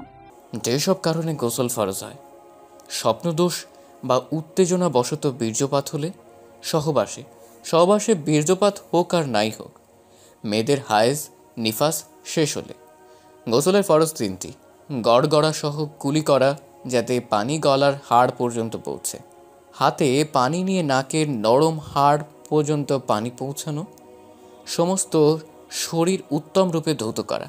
ফরজ গোসলের সঠিক নিয়ম: গোসলের নিয়ত করা, বিসমিল্লাহ বলে গোসল শুরু করা, 2 হাত কবজি পর্যন্ত ধোয়া। বুখারী 248। পানি ঢেলে বাম হাত দিয়ে লজ্জাস্থান পরিষ্কার করা, বুখারি 257, বাম হাতটি ভালোভাবে ঘষে ধুয়ে নেওয়া, বুখারি 266। নামাজের অজুর মতো ভালোভাবে পূর্ণরূপে অজু করা, এক্ষেত্রে শুধু পা দুটো বাকি রাখলেও চলবে, যা গোসলের শেষে ধুয়ে ফেলতে হবে, বুখারি 257, 259, 265। মাথায় পানি ঢেলে চুলের গোড়া ভালোভাবে আঙ্গুল দিয়ে ভিজানো, বুখারি 258। পুরো শরীরে পানি ঢালা, প্রথমে ডানে 3 বার, পরে বামে 3 বার, শেষে মাথার উপর 3 বার, বুখারি 168। যেন শরীরের কোনো অংশ বা কোনো লোমও শুকনো না থাকে। পুরুষের দাড়ি ও মাথার চুল এবং মহিলাদের চুল ভালোভাবে ভিজতে হবে। নাভি, বগল ও অন্যান্য কুচকানো জায়গায় অবশ্যই পানি ঢালতে হবে। গোসলের জায়গা থেকে একটু সরে গিয়ে 2 পা ধোয়া, বুখারি 257।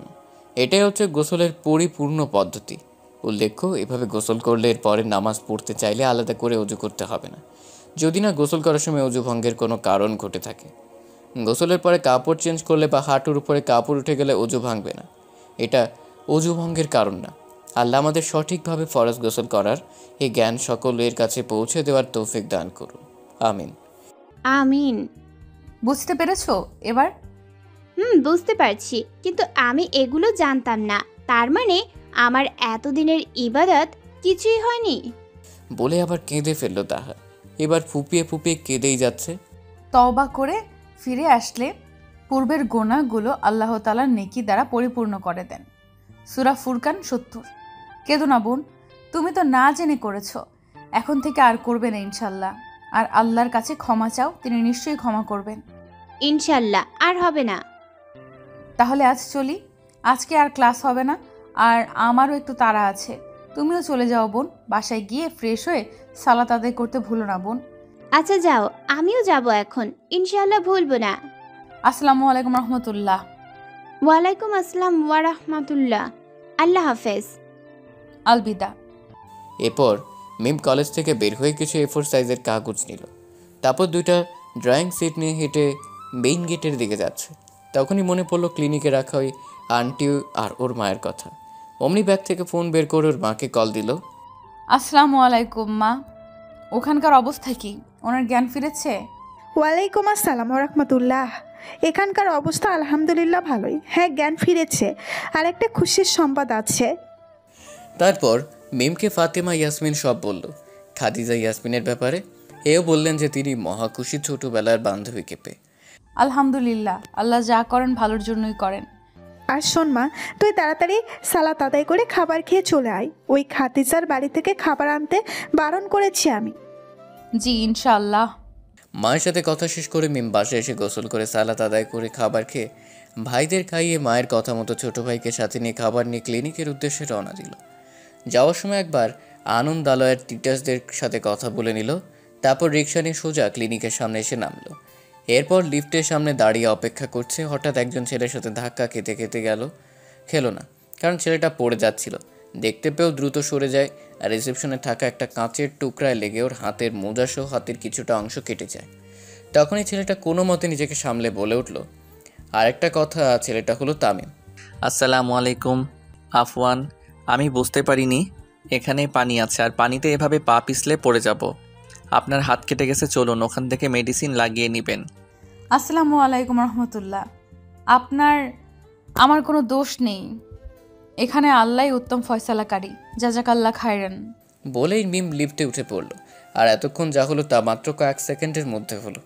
মিমের হাত অনেকটা কেটে যাওয়ায় ও ডান হাতে বাম হাতটা ধরে রেখেছে।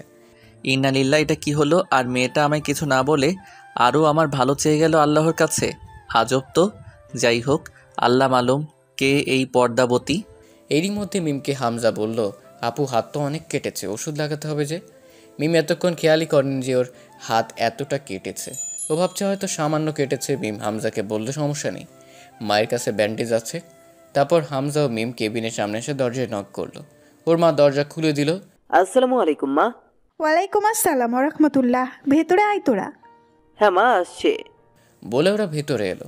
হামজা আসবে এজন্য খাদিজা ইয়াসমিনের বেডের কাছে পর্দাবৃত করা ছিল। ইন্নানিল্লা, মিম তোর হাত কাটলো কিভাবে? এদিকে আয়, রক্ত পড়ছে তো। মা, এত হাইপার হওয়ার কিছু হয়নি, আলহামদুলিল্লাহ। একটু কাটছে, বেশি না। ওষুধ আছে তোমার কাছে? থাকলে দাও। আয়।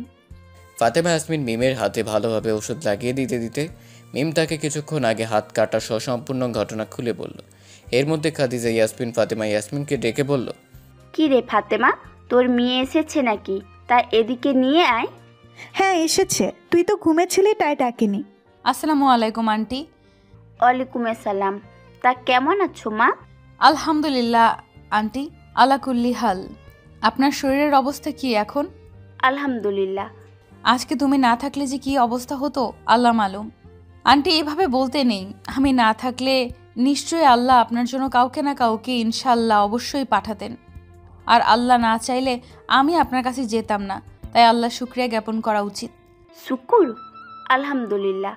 আল্লাহ তোমার জ্ঞান আরও বৃদ্ধি করে দিক মা। মাশাল্লাহ তোর মেয়ে ফাতেমা। সে কি রে, আমার মেয়ে তোর মেয়ে নয় বুঝি? ও শুধু আমার না, তোরও মেয়ে আজ থেকে। আলহামদুলিল্লাহ, এরকম মেয়ের মা হতে পারা যে বিরল ব্যাপার। তা ওর হাতে কি হয়েছে? আসার সময় কেটেছে একটু। ইন্নান্নিল্লাহ, তোদের কষ্ট দিচ্ছি আমি। আস্তাগফিরুল্লাহ। আরে তুই কষ্ট দেওয়ার কে? আর এভাবে বলবি না, এতে আল্লাহ অসন্তুষ্ট হয়। আল্লাহ যা করেন নিশ্চয়ই ভালোর জন্যই করেন। আচ্ছা, আর বলবো না। হামজা বাবা এদিকে আয়। জি মা। খাদিজা, এই আমার ছোট ছেলে হামজা। আসসালামু আলাইকুম। ওয়ালাইকুম আসসালাম। মাশাল্লাহ। আচ্ছা তামিম, এখন ওষুধ নিয়ে আসছে না কেন? খাবারগুলো ঠান্ডা হয়ে যাচ্ছে। ও সালাত আদায় করে তারপর ওষুধ নিয়ে আসবে বলেছে। আর তুই কি সালাত আদায় করেছিস? হ্যাঁ আলহামদুলিল্লাহ, তুই তখন ঘুমিয়েছিলি। ওহ, তাহলে এখন আমার সালাত আদায়ের ব্যবস্থা করে দে, একটু কষ্ট করে। ইনশাল্লাহ, বস। তারপর ফাতেমা ইয়াসমিন খাদিজা ইয়াসমিনকে সালাত আদায়ের ব্যবস্থা করে দিল। খাদিজা ইয়াসমিনের সালাত আদায় শেষে ফাতেমা ইয়াসমিনকে বলল, আচ্ছা ফাতেমা, প্রতিদিনের জিকিরে আমি কি কি রাখতে পারি? প্রথম প্রশ্ন করেছিস বোন। আচ্ছা বলছি শোন, আমরা অনেকেই জানি না প্রতিদিন আমাদের কি কি আমল করা উচিত। আসুন কিছুটা জেনে নেই। প্রতিদিনের জিকির: 1. সুবহানাল্লাহ 100 বার, 2. আলহামদুলিল্লাহ 100 বার, 3. আল্লাহু আকবার 100 বার, 4. লা ইলাহা ইল্লাল্লাহু 100 বার, 5. আস্তাগফিরুল্লাহ ওয়া আতুবু ইলাইহি 100 বার, 6. লা হাওলা ওয়ালা কুওয়াতা ইল্লা বিল্লাহিল আলিয়্যিল আযীম 100 বার, 7. লা ইলাহা ইল্লা আনতা সুবহানাকা ইন্নী কুনতু মিনাজ জালিমিন 100 বার, 8. ইয়া যাল জালালি ওয়াল ইকরাম 100 বার, 9. সুবহানাল্লাহি ওয়া বিহামদিহি সুবহানাল্লাহি আযীম 100 বার, 10. সুবহানাল্লাহিল আযীমি ওয়া বিহামদিহি 100 বার, 11. সুবহানাল্লাহ আলহামদুলিল্লাহ ওয়া লা ইলাহা ইল্লাল্লাহু আল্লাহু আকবার 100 বার, 12. সালামুন কাওলাম মির রাব্বির রহিম 100 বার, 13. রব্বির হামহুমা কামা রব্বায়ানি সগীরা যতবার পড়া যায়, 14. সুবহানাল্লাহ আলহামদুলিল্লাহ ওয়া লা ইলাহা ইল্লাল্লাহু আল্লাহু আকবার ওয়া লা হাওলা ওয়া লা কুওয়াতা ইল্লা বিল্লাহ 100 বার, 15. দরুদ শরীফ 100 বার, 16. বিসমিল্লাহির রহমানির রহিম 100 বার, 17. ইয়া হাইয়ু ইয়া কাইয়ুম যতবার পড়া যায়, 18. হাসবুনাল্লাহু নিয়ামুল ওয়াকিল বাদ জোহর 11 বার। ইনশাআল্লাহ আমি আজ থেকে প্রতিদিনই এগুলো আমার রুটিনে রাখবো। আন্টি আপনি চাইলে আমি আপনাকে সকাল সন্ধ্যার কিছু আমল বলতে পারি। আচ্ছা তাহলে শুনুন। সকাল সন্ধ্যার আমল: 1. সূরা ইখলাস, সূরা ফালাক, সূরা নাস 3 বার, 2. আয়াতুল কুরসি 1 বার, 3. আল্লাহুম্মা জিন্নি মিনান নার 7 বার, 4. আল্লাহুম্মা ইন্নী আসআলুকা রিদাকা ওয়াল জান্নাহ 8 বার, 5. জাযা আল্লাহ আন্না মুহাম্মাদান মা হুয়া আহলুহু 3 বার, 6. আউযু বিকালিমাতিল্লাহ হিত্তাম্মাতি মিন শাররি মা খালাক 3 বার, 7. বিসমিল্লাহিল্লাযী লা ইয়াদুররু মা আসমিহি শাইউন ফিল আরদি ওয়ালা ফিস সামাই ওয়া হুয়া 8. হাসবি আল্লাহু লা ইলাহা ইল্লাহু আলাইহি তাওয়াক্কালতু ওয়া হুয়া রব্বুল আরশিল আযীম 7 বার। 9 লা ইলাহা ইল্লাল্লাহু ওয়াহদাহু লা শারীকা লাহ লাহুল মুলক ওয়া লাহুল হামদ ওয়া হুয়া আলা কুল্লি শাইইন কাদির। সকালে 100 বার, 100 বার না পারলে অন্তত ফজর ও মাগরিবের পর 10 বার করে পড়া। 10 রাদিতু বিল্লাহি রাব্বা ওয়া বিল ইসলামি দিনা ওয়া বি মুহাম্মাদিন সাল্লাল্লাহু আলাইহি ওয়াসাল্লাম নাবিয়্যা ওয়া রাসূলা 3 বার। 11 আল্লাহুম্মা ইন্নী আসবাহতু আশহাদুকা আশহাদু জুমলাতা আশিকা ওয়া মালাইকাতি ওয়া জামিয়াহ খালকিকা ইন্নাকা আনতাল্লাহুল্লাযী লা ইলাহা ইল্লা আনতা ওয়া আন্না মুহাম্মাদান আবদুকা ওয়া রাসূলুক 4 বার।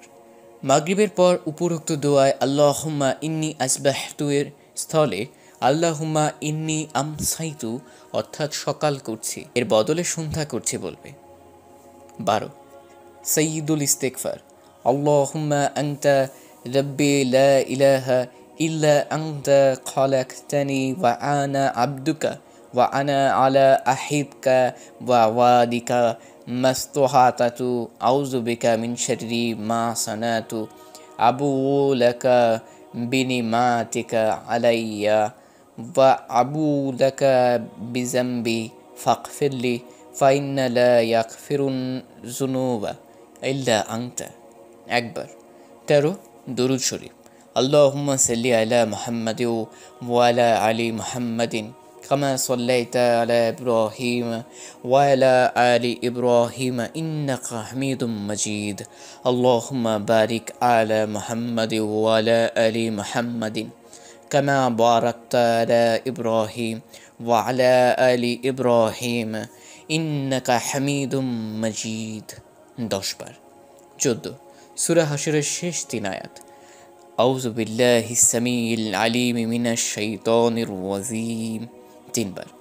বিসমিল্লাহির রহমানির রহিম হুয়াল্লাহুল্লাযী লা ইলাহা ইল্লাহু ওয়া আলিমুল গায়বি ওয়াশ শাহাদাতি হুয়ার রহমানুর রহিম হুয়াল্লাহুল্লাযী লা ইলাহা ইল্লাহু والملك القدوس السلام المؤمن المهيمن العزيز الجبار المتكبر سبحان الله عما يشركون هو الله الخالق البارئ المصور له الأسماء الحسنى يسبح له ما في السماوات والأرض وهو العزيز الحكيم أكبر 15 সূরা ইউনূস 81 ও 82 নং আয়াত 3 বার।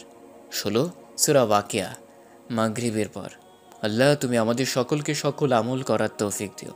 আল্লাহুম্মা আমিন। মাশাআল্লাহ, খুব সুন্দর কথা বলেছো মা। জাযাকাল্লাহ খাইরান। তাদের কথা বলার মধ্যে তামিম এসে গেছে, তাই মিম তাদের কাছ থেকে গিয়ে ব্যালকনিতে হামজার কাছে বসেছে, কারণ যাতে তামিমের সামনে না পড়তে হয়। মিম মোবাইল বের করলে একটু ফেসবুকে ঢোকার উদ্দেশ্যে। হঠাৎ হামজা বলল, আচ্ছা মিমাপু, আমার মাদ্রাসার একটা ভাইয়া বলেছিল ভালো থাকিস কথাটা বলতে হয় না, কিন্তু কেন আপু? খুব ভালো প্রশ্ন করেছো হামজা। আমরা সচরাচর এইসব বলি, কিন্তু ভাবি না আসলে এগুলো বলা ঠিক কিনা। আসো তোমায় বলছি। ভালো থাকিস কথাটা বলা শিরক। আমরা অনেকেই বিদায় বেলায় বলে থাকি ভালো থাকবেন। আসলে কথাটা বলা কতটুকু যুক্তিযুক্ত? আমাদের কি ভালো থাকার বা রাখার কোনো ক্ষমতা আছে? আমরা কি আল্লাহ? নাউজুবিল্লাহ। যদি তাই হতো তাহলে কি কেউ খারাপ থাকতো? কেউ অসুস্থ হতো? কেউ ইচ্ছে করে বিপদে পড়তো? আমাদের তো একজনই ভালো রাখতে পারেন, তিনি হলেন একমাত্র মহান আল্লাহ তাআলা। তিনি যদি আমাদের ভালো রাখেন তাহলেই আমরা ভালো থাকতে পারবো, আর না রাখলে আমাদের কোনো ক্ষমতা আছে কি ভালো থাকার? অবশ্যই না। তাই আমাদের বলা উচিত, আল্লাহ আপনাকে বা তোমাকে বা তোকে ভালো রাখুক। অন্তত এতটুকু বলতে পারি, আল্লাহ আপনাকে ভালো রাখুক। তাহলে মহান আল্লাহ তাআলা খুশি হয়ে যাবেন, কারণ এ কথার মধ্যে তার উপর আপনাকে সমর্পণ করা হয়েছে। আর এর বিপরীতে যদি বলি ভালো থাকিস, তাহলে কথাটা শিরকের পর্যায়ে চলে যায়। আর এভাবেই আমাদের অজান্তে আমরা কবিরা গুনাহ করে ফেলি। আমরা সাধারণভাবে কথার ভিতর শিরক করে থাকি। আল্লাহ তাআলা আমাদের সবাইকে বোঝার তৌফিক দান করুন এবং আমাদের ক্ষমা করুন। আমিন। বুঝতে পারছো এবার? হ্যাঁ বুঝেছি। এতদিন না জেনে কতই ভুল করেছি আপু, আস্তাগফিরুল্লাহ। মনোতপ্ত হয়ে ফিরে আসলে আল্লাহ খালি হাতে ফেরায় না, নিশ্চয়ই তিনি ক্ষমাশীল ও দয়ালু। ওদের কথার মধ্যে হঠাৎ ফাতেমা ইয়াসমিন এলেন ওদের কাছে, এসে বললেন, আচ্ছা মিম, তুই একটু তোর ডাক্তার আঙ্কেলকে গিয়ে বল যে আমরা বাসায় যেতে চাচ্ছি। খাদিজাকে নিয়ে আসলে আমাদের এখানে থাকাটা তো সম্ভব না। আর তোর আঙ্কেল সকালে বলেছে সন্ধ্যার দিকে নিয়ে যেতে পারবো। তোর খাদিজা আন্টির ছেলে তো ডাক্তারকে চিনে না, আবার ওর কথা তিনি শুনবেনও না, বরং তুই হামজাকে নিয়ে যা মা। আচ্ছা মা, যাচ্ছি, তবে তুমি এদিকটা ঠিকঠাক করে রেখো। মিম ও হামজা চলে এলো ডাক্তারের চেম্বারে, কিন্তু তিনি সেখানে নেই, চা খেতে গেছে। তার এক আত্মীয় এসেছে তাকে নিয়ে, তাই মিম ও হামজা তার চেম্বারে ডাক্তারের অপেক্ষায় বসলো। হঠাৎ একজন নার্স অন্যজনকে জিজ্ঞেস করলো, আচ্ছা, আপনি আশুরার রোজা সম্পর্কে কিছু বলতে পারেন? কয়টা রাখতে হয় আর কেন? কিছু মনে না করলে আমি আপনার প্রশ্নের উত্তর দিতে পারি। কিছু মনে করব কেন মা, তুমি বলো। আচ্ছা শুনুন, বলছি 10 মুহররম আশুরা, এদিন রোজা রাখার কথা বলেছেন স্বয়ং বিশ্বনবী। বর্ণনা করেছেন এই দিনের রোজার বিশেষ ফজিলত। তিনি বলেছেন রমজানের রোজার পর সবচেয়ে ফজিলতপূর্ণ রোজা হচ্ছে আশুরার রোজা। তোমরা এই দিনে রোজা রাখো। হাদিসের ঘোষণায় আশুরার রোজা যেহেতু ফজিলতপূর্ণ, তাহলে আশুরায় কয়টি রোজা রাখবেন? হ্যাঁ, আশুরার রোজা মূলত 10 মুহররমের রোজা। তবে প্রিয় নবী সাল্লাল্লাহু আলাইহি ওয়াসাল্লাম হাদিসে আশুরার রোজার সঙ্গে একটি রোজা বাড়িয়ে রাখার প্রতিও গুরুত্ব আরোপ করেছেন। হাদিসের বর্ণনায় বিষয়টি সুস্পষ্ট হয়ে যায়। রাসূলুল্লাহ সাল্লাল্লাহু আলাইহি ওয়াসাল্লাম বলেছেন, তোমরা আশুরার দিনে রোজা রাখো আর তাতে ইয়াহুদীদের বিরোধিতা করো। আশুরার একদিন আগে কিংবা পরে একদিন রোজা রাখো। ইবনে খুজায়মা। সেই হিসেবে 10 সেপ্টেম্বর আশুরা। যারা 9 মুহররম রোজা রেখেছে তারা 10 মুহররম রোজা রাখার মাধ্যমে 2টি রোজা পূর্ণ করবেন। যারা 9 মুহররম রোজা রাখেনি তারা 10 মুহররম ও 11 মুহররম রোজা রেখে হাদিসের উপর আমল করবেন। আল্লাহ তাআলা মুসলিম উম্মাকে 10 মুহররম আশুরার রোজা রাখার তৌফিক দান করুন। হাদিসের নির্দেশনা মেনে চলার তৌফিক দান করুন। আমিন। এবার ক্লিয়ার হয়েছেন নাকি আরও কিছু জানতে চান? মা, আমি তো জানি 10টা রোজা রাখতে হয়, তাহলে আপনি নফল রোজা চাইলে আরও বেশিও রাখতে পারেন, তবে মূলত রোজা হলো 10ই মুহররম। জাযাকিল্লাহু খায়রান মা, আল্লাহ তোমার জ্ঞান আরও বাড়িয়ে দিক। ওয়াইয়াকি, আমিন। ওদের কথার মধ্যেই ডাক্তার এসে যায়, তাই মিম তার সাথে কথা বলে খাদিজা ইয়াসমিনের ব্যাপারে। তারপর ডাক্তার বলে যেতে পারবে, তবে 2 দিন বেড রেস্টে থাকতে হবে। এরপর ওরা সব কিছু গুছিয়ে মায়ের কাছে যায়, গিয়ে সব কিছু মাকে বুঝিয়ে বলে, আচ্ছা ঠিক আছে, তোরা বস, আমি খাদিজার সাথে কথা বলে আসি। জি মা। তারপর ফাতেমা ইয়াসমিন খাদিজা ইয়াসমিনকে তার সাথে তাদের বাসায় নিয়ে যাওয়ার কথাও বলে। সব বুঝিয়ে বলার পর তিনি বলেন, আমি বাসায় না থাকলে তোর দুলাভাই আর তামিমের কি হবে বল? সমস্যা নেই, তোরা 3 জনেই না হয় আমার বাসায় 2 দিন থাকলি, সমস্যা কোথায়? বরং আমার অনেক ভালো লাগবে। আর তামিমও ওর বাবার মনে হয় না এতে আপত্তি থাকবে, কারণ তুই অসুস্থ। আচ্ছা, আমি একটু তামিমের বাবার সাথে কথা বলে নিই, দাঁড়া। তাই কর, আর তাকে চলে আসতে বলিস। এরপর খাদিজা ইয়াসমিন তামিমের বাবার সাথে কথা বলল। তিনি প্রথমে অমত করলে পরে সব শুনে বললেন তিনি বাসায় থাকবেন। তবে খাদিজা ইয়াসমিনকে যাওয়ার অনুমতি দিয়েছেন, আরও বলেছেন রাতে এসে দেখে যাবেন, থাকতে পারবে না কারণ বাসায়ও তো কেউ না, আর যদি থাকতেই হয় তবে দেখা যাবে। খাদিজা ইয়াসমিন এগুলো খাদিজা ইয়াসমিন ব্যাপারটা তামিমকে বলল। তিনি তো মহা খুশি। বহু বছর পরে প্রিয় বান্ধবীর সাথে অনেক কথা হবে এই ভেবে খাদিজা ইয়াসমিন ব্যাপারটা তামিমকে বলল। ও দ্বিমত করেনি, কারণ তামিম ওর মায়ের সব কথাই শোনে, আবার এখন তিনি অসুস্থ। যাক, আলহামদুলিল্লাহ, এবার তাহলে রিলিজ করিয়ে আসি। তুই বস তামিম, যাক। বাবা তুই যা একটু, আর আমার ব্যাগ থেকে কার্ড নিয়ে আয়, ওখান থেকে টাকা তুলে নিস, আর প্রয়োজনীয় ওষুধও আনিস। আচ্ছা মা। বলেই ব্যাগ থেকে কার্ড নিয়ে চলে গেল তামিম। মেম, মা একটু এদিকে আয় তো। হ্যাঁ মা বলো। তোর হাত মোজা তো ছিঁড়ে গেছে, যা আমারটাই পরে আর এক জোড়া কিনে নিয়ে আয় নিচ থেকে। আচ্ছা মা, যাচ্ছি। তবে হামজাকে নিব? না, ও থাক, তুই দ্রুত গিয়ে আয়। আর আসার সময় বাচ্চাদের জন্য কিছু সিবিট নিয়ে আসিস। জি, আসছি। বলেই মিম চলে গেল। প্রথমে নিচে গিয়ে ফাতেমা সেন্টারের ওখানকার একটা দোকান থেকে এক জোড়া হাত মোজা নিয়ে আবার ক্লিনিকের দিকে হাঁটছে। হঠাৎ দেখলো একটা বৃদ্ধা মহিলা রাস্তা পার হতে পারছে না, তাই গিয়ে তাকে রাস্তা পার করে দিল। তারপর আবার চলো ফার্মেসির দিকে। অন্যদিকে তামিম রিসেপশনের কাজ শেষ করে ওষুধ কেনার জন্য এলো, কিন্তু এখানে ক্লিনিকের ফার্মেসিতে সব ওষুধ পেল না, তাই বাধ্য হয়ে রাস্তার দিকে যাচ্ছে। আবারও দেখা হয়ে গেল মিমের সাথে, তবে মিম খেয়াল করেনি তামিম দেখেছে, তাই মিমের পেছনে পেছনে তামিমও ওই ফার্মেসিতেই ঢুকলো, তবে আড়ালে দাঁড়িয়ে আছে, মিমের সামনে যাচ্ছে না। এদিকে মিম ওই দোকানে সিভিট না পেয়ে অন্য দোকানে যাচ্ছে। অন্য কেউ একজন ওকে ডাক দিল, যে ডাকছে সে হচ্ছে তাহা। আসসালামু আলাইকুম মিম, তুমি এখানে? ওয়ালাইকুম সালাম রাহমাতুল্লাহ। হ্যাঁ, একটু কাজে এসেছি। তুমি? ও, আমার বাসা এইখানেই। আর এই ক্লিনিকে আমার মামা আছে, তার কাছে যাচ্ছি। যাক, তোমার সাথে দেখা হয়ে ভালোই হয়েছে। ও, যাও তাহলে। কিছু বলবে? আমার একটু তাড়া আছে। মিম খেয়াল করলো তাহা সে বেশ মার্জিতভাবে এসেছে। ফ্লোর টাচ গাউন, খুব সাদামাটার, মাথায় হিজাব করা। অন্যদিকে তামিম কেন জানি মিমের দিকে তাকিয়ে আছে আর ভাবছে, ওই মেয়েটাকে তো কই জানি দেখছে, কিন্তু কেই পর্দাবতী আর এমন কেন? আচ্ছা চলো হাঁটতে হাঁটতে কথা বলি। আসলে আমার একটা বিষয়ে জানার ছিল। ও, বলো তাহলে। আমি এক একজনকে এক একভাবে সালাত আদায় করতে দেখি, কিন্তু এখন আমি বুঝতে পারতেছি না কোনটা ফলো করব, কিভাবে পড়ব। ও, এই ব্যাপার, চলো বলছি। নবী করিম সাল্লাল্লাহু আলাইহি ওয়াসাল্লাম মেয়েদের পৃথকভাবে নামাজ শিক্ষা দিয়েছেন, এমন কোনো হাদিস পাওয়া যায়নি। জিব্রাইল আলাইহিস সালাম রাসূলকে নামাজ কিভাবে পড়তে হয় এবং কখন পড়তে হয় তা শিক্ষা দিয়েছেন। ঠিক একইভাবে নবী সাহাবা কেরামদের শিক্ষা দিয়েছেন। তবে তিনি বলেছেন, তোমরা আমাকে যেভাবে সালাত আদায় করতে দেখো সেইভাবেই সালাত আদায় করো। সহিহ বুখারী, সহিহ ইবনে হিব্বান, বাইহক্কি। মেয়েদের নামাজের ভিন্নতা বলতে নামাজের মূল রকমগুলির কথা বলছি। অনেকে বলে থাকেন সেজদা, রুকু, কিয়াম ও হাত বাঁধার ক্ষেত্রে মেয়েরা ভিন্ন রূপ করবে, এবং এই বিষয়গুলিতে যে হাদিসগুলো বর্ণনা করা হয় তা সবই অগ্রহণযোগ্য। একদা এক বেদুইন মহিলা উম্মুল মুমিনিন আয়েশা রাদিয়াল্লাহু আনহা সাক্ষাৎ করতে এসে তাকে না পেয়ে ফেরার পথে উম্মুল মুমিনিন হাফসা রাদিয়াল্লাহু আনহা এর কাছে গিয়ে মহিলাদের নামাজ সম্পর্কে জানতে চাইলে তিনি বললেন, নামাজ আদায়ের নিয়ম পদ্ধতি ব্যাপারে মহিলাদের পৃথক কোনো নিয়মের কথা আমাদিগকে বলা হতো না, তবে রুকু থেকে দাঁড়িয়ে দুশিস্তার মাঝে বসে একটু সময় অবস্থান করতে বলা হতো।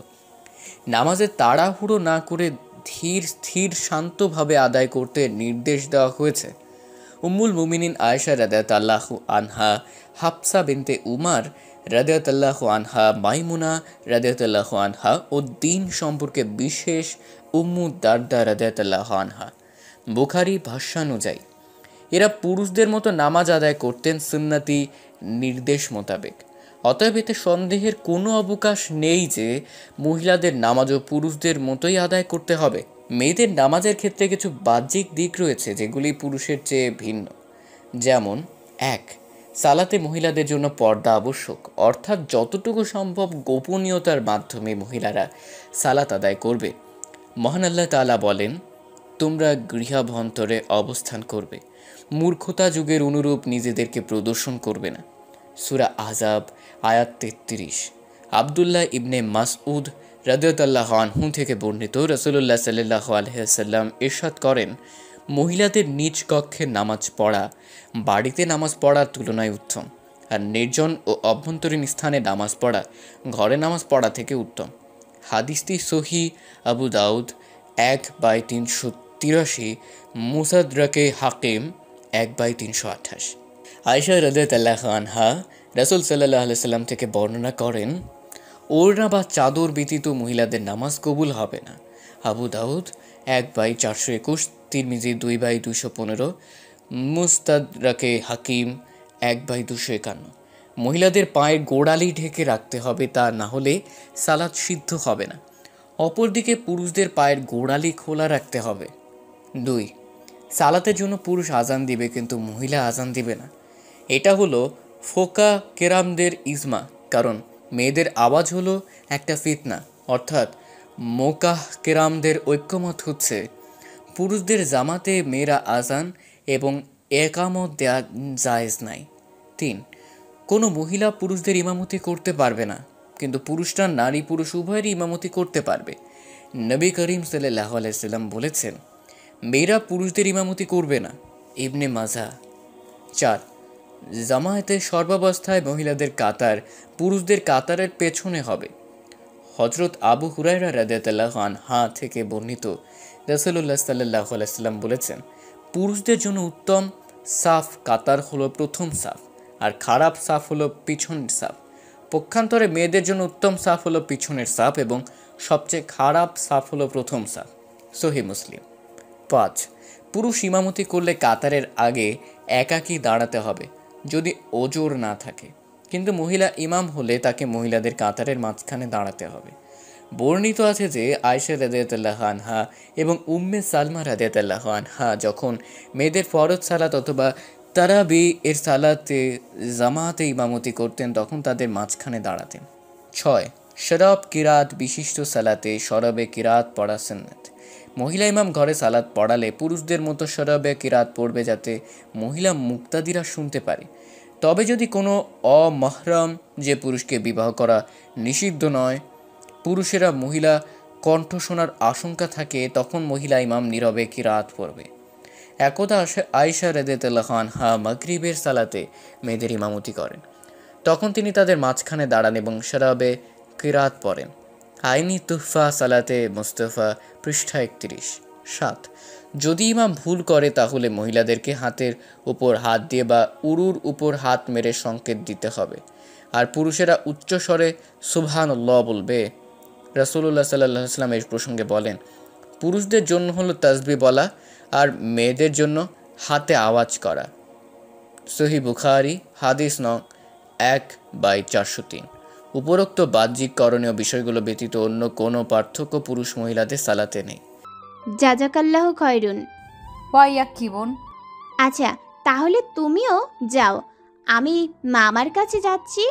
আর তোমার ফোন নাম্বারটা দেবে, কিছু জিজ্ঞেস করতে পারবো তাহলে ফোনে, জরুরি ব্যাপারগুলো প্লিজ। তারপর মিম ওদের ফোন নাম্বার দেয় এবং তাহা সেখান থেকে বিদায় নিয়ে চলে যায়। ওদিকে তামিমের ওষুধ কেনা শেষ, ও ক্লিনিকের দিকে যাবে, তখনই আবারও মিমকে দেখলো এবং এবার সাহস করে ওর কাছে গেল। তারপর, আসসালামু আলাইকুম, আমি তামিম। আমি আসলে তখনকার ব্যাপারটার জন্য দুঃখিত। এভাবে কথা বলেই যাচ্ছে মিম হঠাৎই থামিয়ে দিয়ে, ওয়ালাইকুম সালাম ওরহমতুল্লাহ। ঠিক আছে, আপনি যেতে পারেন। উফ, আপনি রাগ করছেন কেন? আমি তো ইচ্ছে করে করিনি, প্লিজ ফরগিভ মি। দয়া করে রাস্তা ছাড়ুন। আর আপনার সাথে রাগ করার কি আছে? ওটা একটা অ্যাক্সিডেন্ট ছিল, এইসব নিয়ে আর কোনো কথা বলতে চাই না আমি। ওকে ঠিক আছে, বাট আপনার নামটা বললেন না তো। আমি অকারণে পাপ করতে রাজি নই, আপনাকে মাফ করেছি তখনই, তাই আর আমার সামনে এইসব বলতে আসবেন না। বলে অন্যদিকে ঘুরে চলে গেল আর তামিম ব্যাবা জায়গার মতো তাকিয়ে রইল। তারপর মনে মনে বলল, বাবা এত কর্কশ। সে যাই হোক, কে তুমি পর্দাবর্তী, আমার যে জানতেই হবে। তারপরও কেবিনের দিকে সিঁড়ি ধরে এলো আর মিম লিফটে করে আগেই চলে এসেছে। তারপর, মিম তুই আর হামচা রিক্সা নিয়ে পাশেই চলে যা, আর আমরা একটা সিএনজি নিয়ে চলে আসবো। আচ্ছা মা। ও আর শোন, গিয়ে একটু আমার পাশের রুমটা আর গেস্ট রুমটা গুছিয়ে রাখতে বলবি রহিমাকে। জি মা, ঠিক আছে। তারপর মিম ফাতিমা খাদিজা ইয়াসমিনের থেকে বিদায় নিয়ে হামজাকে নিয়ে বেরিয়ে গেল। অন্যদিকে তামিম একটা সিএনজি ঠিক করে মাকে নিতে এলো। তারপর ওরা সবাই মিমদের বাড়ির উদ্দেশ্যে রওনা হলো। ওদিকে মিম বাসায় এসে সব কিছু গুছিয়ে সালাত আদায় করে আলিফকে বলে আনন্দালয়ের দিকে রওনা দিয়েছে। মিম বাসা থেকে বের হওয়ার পরই তামিমরা এসে পৌঁছায়। ফাতিমা ইয়াসমিন ওদের সাদরে ভেতরে নিয়ে যায় এবং রাহিমাকে বলে নাস্তা দিতে। তামিম এক নজরে বাসায় সব কিছু দেখে নিয়ে হামজার সাথে কথা বলছে। অন্যদিকে মিম আনন্দালয়ে এসে বাচ্চাদের সাথে বসে গেল, কারণ আজকের জলসা বাকি রয়েছে তাই। বাচ্চাদের থেকে তাদের সব কথা মনোযোগ দিয়ে শুনলো। তারপরও কিছু বলতে যাবে তখনই আজানের শব্দ শোনা যায়। তাই সবাই আজান শুনে আজানের উত্তর দিয়ে সালাত আদায়ের উদ্দেশ্যে চলে যায় এবং মিমের হাতেও সময় নেই, তাই মিমও এখানে সালাত আদায় করবে বলে মনস্থির করল। আজান এবং আজানের উত্তর উচ্চারণ আল্লাহু আকবার, উত্তর আল্লাহু আকবার 4 বার। আশহাদু আল্লা ইলাহা ইল্লাল্লাহ, উত্তর আশহাদু আল্লা ইলাহা ইল্লাল্লাহ 2 বার। আশহাদু আল্লা মুহাম্মাদুর রাসূলুল্লাহ, উত্তর আশহাদু আন্না মুহাম্মাদুর রাসূলুল্লাহ 2 বার। হাইয়া আলাস সালাহ, উত্তর লা হাওলা ওয়ালা কুওয়াতা ইল্লা বিল্লাহ 2 বার। হাইয়া আলাল ফালাহ, উত্তর লা হাওলা ওয়ালা কুওয়াতা ইল্লা বিল্লাহ 2 বার। শুধুমাত্র ফজরের আজানের জন্যে আসসালাতু খায়রুম মিনান নাওম, উত্তর সাদাকতা ওয়া বারাকতা 2 বার। আল্লাহু আকবার, উত্তর আল্লাহু আকবার 2 বার। লা ইলাহা ইল্লাল্লাহ, উত্তর লা ইলাহা ইল্লাল্লাহ 1 বার। অর্থ আল্লাহ সর্বশক্তিমান, উত্তর আল্লাহ সর্বশক্তিমান 4 বার। আমি সাক্ষ্য দিচ্ছি যে আল্লাহ ছাড়া অন্য কোনো মাবুদ নেই, উত্তর আমি সাক্ষ্য দিচ্ছি যে আল্লাহ ছাড়া অন্য কোনো মাবুদ নেই 2 বার। আমি সাক্ষ্য দিচ্ছি যে মুহাম্মদ সাল্লাল্লাহু আলাইহি ওয়াসাল্লাম আল্লাহর প্রেরিত দূত, উত্তর আমি সাক্ষ্য দিচ্ছি যে মুহাম্মদ সাল্লাল্লাহু আলাইহি ওয়াসাল্লাম আল্লাহর প্রেরিত দূত 2 বার।